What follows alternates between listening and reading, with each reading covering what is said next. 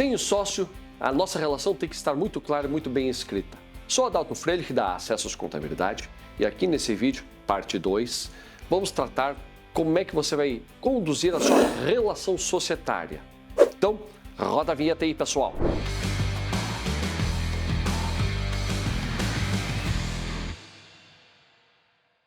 No vídeo anterior, sim, tem um vídeo anterior a esse, busca lá no nosso repositório.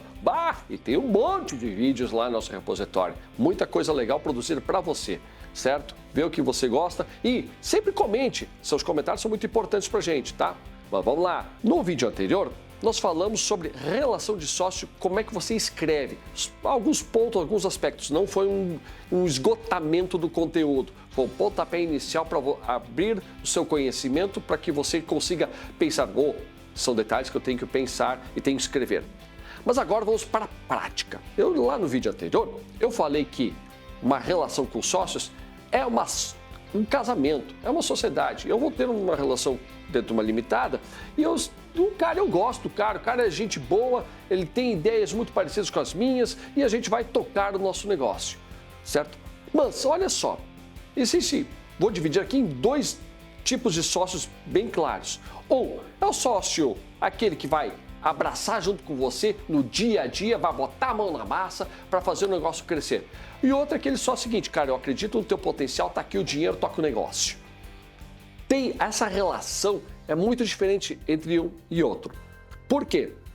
Quem é que investe num negócio que não seja para botar a mão no dinheiro? Então aqui a gente precisa entender algumas questões. E nesse vídeo eu vou abordar justamente disso. Como é que funciona a remuneração do sócio. Tá legal? Lucro é prolabore? Prolabore é lucro? Não. Nós vamos ter que dividir isso aqui e deixar muito claro o que é um e o que é outro. Então vamos falar de prolabore. Prolabore é uma palavra bastante bonita, bastante chique, que especifica a remuneração do sócio. Quanto é que ele ganha pelo trabalho que ele está exercendo. E aqui é importante esclarecer, como é que se define o prolabore? É uma pergunta que todo mês nós temos lá dentro do nosso escritório, e é uma pergunta bastante complicada, porque eu definir quanto vale o serviço de uma pessoa é difícil. Hoje a gente busca dentro do mercado, busca situações que já acontecem, mas eu preciso definir. E aqui, nessa questão da definição do prolabore, tem um aspecto tributário que muita gente faz essa confusão. Eu tenho um prolabore declarado de um salário mínimo, mas eu tiro R$5.000 por mês, certo? Com o prolabore. Tá, mas essa diferença você tira como lucros. Lá dentro do balanço ele figura como distribuição de resultado. A lei permite? Sim, a lei permite. Tá? Mas e a relação com os teus demais sócios? Como é que funciona? Certo? Então, como nós estamos trabalhando aqui de relação de sócio nesse vídeo, nós temos que deixar muito claro o que vai estar escrito para definição de prolabore. Sim, isso pode estar escrito dentro de uma ata, uma reunião de sócios. E o ideal é que essa ata aconteça junto todo ano, na aprovação de contas, quando os sócios olharem o balanço e disserem, olha, tudo que aconteceu está aprovado, certo? Está aqui o resultado, vamos fazer a seguinte distribuição de lucros, vamos ratificar as distribuições que já aconteceram e vamos tocar adiante. Primeira consideração importante e legal, um sócio pode abdicar de receber lucros? Não. A lei não permite. Então, todo sócio, quando acontecer uma distribuição de lucro, todos os sócios devem receber lucros. Está lá na lei, está lá no Código Civil, certo? Que é a base legal de constituição de sociedades.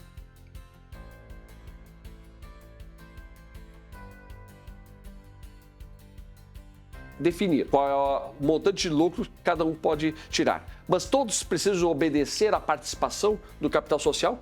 Não, desde que isso esteja lá escrito no contrato social. Olha lá no nosso vídeo anterior que eu falei sobre isso. Então, o contrato social vai determinar, inclusive, se a distribuição de lucros deverá obedecer à proporção de capital, sim ou não. Isso pode estar acordado entre eles, tanto no acordo de sócios, que eu comentei lá no vídeo anterior, como também no contrato social. Cláusula que não é obrigatória, mas é importante deixar regulado. O prolabore não se confunde com lucros, mas ele tem um aspecto tributário. Então vamos para o segundo aspecto. Eu posso determinar um prolabore que vai ser uma retirada mensal, que será base para as contribuições previdenciárias, e o restante tirar como lucros? Sim, a lei permite, mas não se confunde, não é remuneração de sócio. Lucro é a remuneração que o sócio ganha por ter feito o investimento, é a remuneração pelo risco do negócio. Prolabore é a remuneração pelo trabalho do sócio.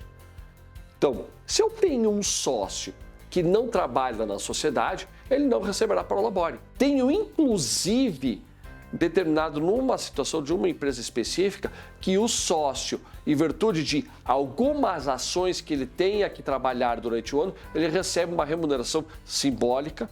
Por exemplo, reuniões de aprovação orçamentária periódicas, certo? É uma sociedade que envolve mais de 15 sócios e aí sim, naquelas reuniões eles recebem uma remuneração. É um prolabore por conta daquela participação daquele momento, daquele compromisso, certo? Então, isso tudo vai estar escrito aonde?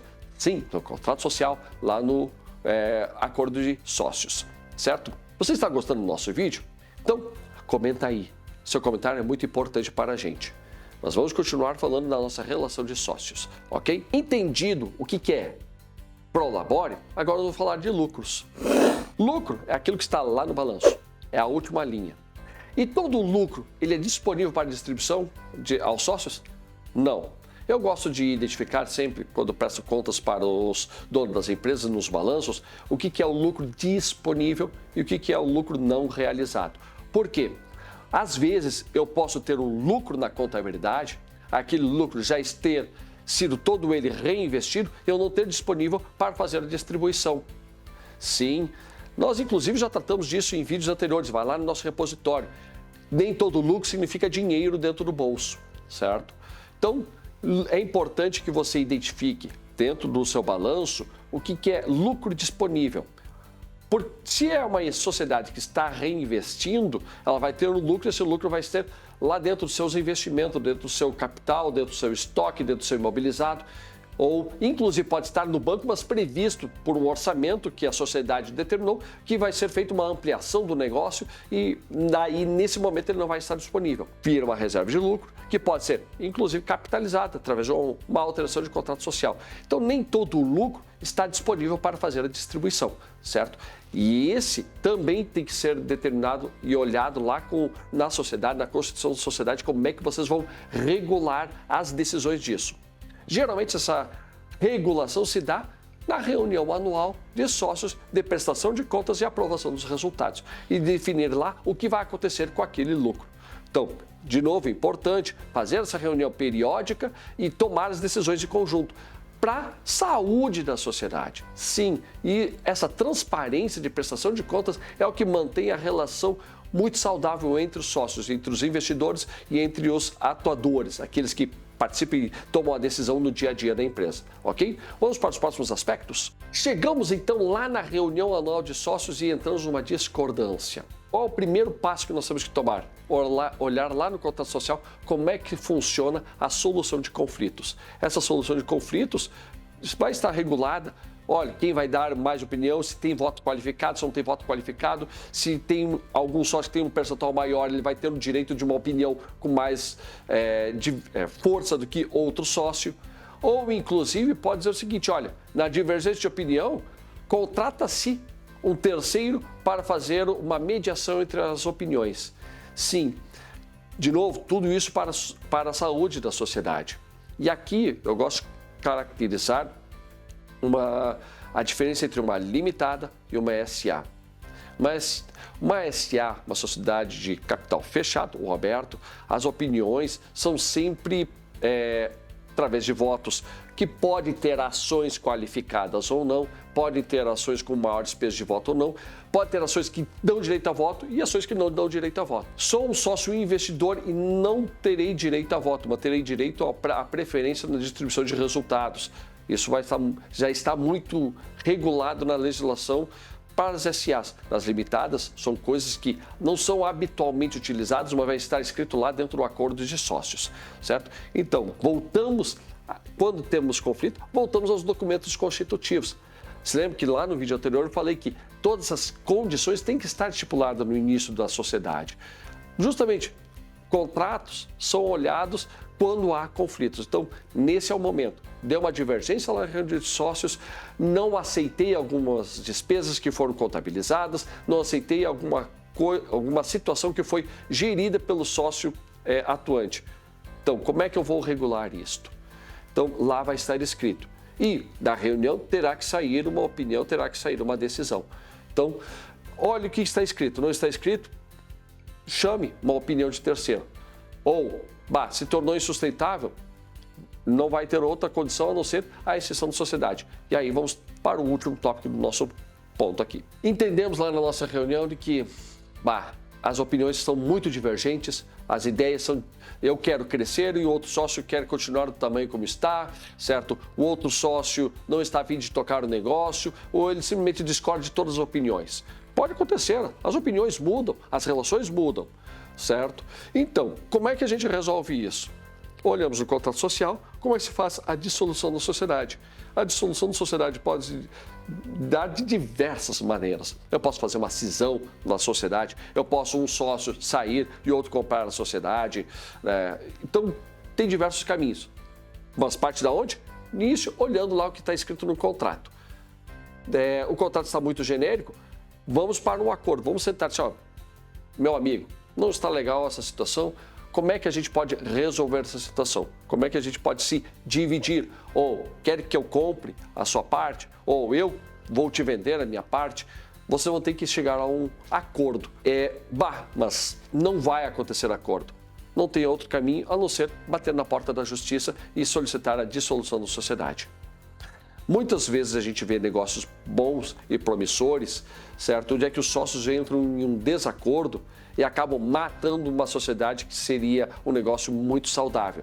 Então, e aí a gente observa que lá na sua Constituição esses conflitos não foram bem regulados.